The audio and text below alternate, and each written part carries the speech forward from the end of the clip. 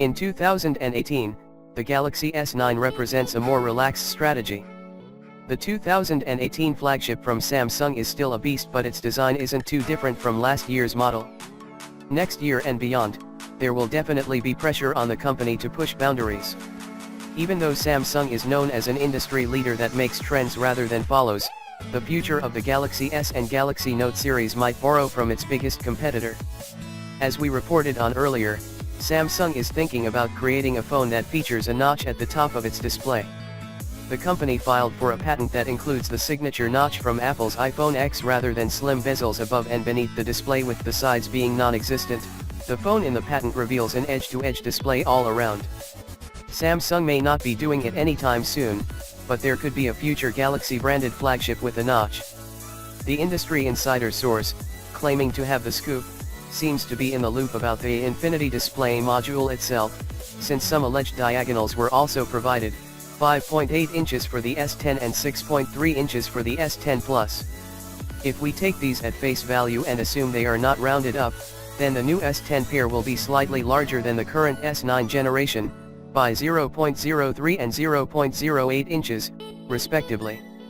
If that turns out to be the case, we can only assume that Samsung managed to further slim down the top and bottom chins on the front of the device, in favor of more display real estate. The report also claims that the Galaxy S10 will introduce an in-display fingerprint reader, a logical step, considering the growing adoption of the tech throughout the industry. A new 3D sensing camera is apparently also on the Galaxy S10 feature list. As per the source, the module in question is currently under joint development by Israeli 3D camera solution company Mantis Vision and camera maker Woodgate. The concept reveals both the front and back of Samsung's patent-based phone. Up front, there's the notch. It's surrounded to left, right, and bottom by a Super AMOLED panel.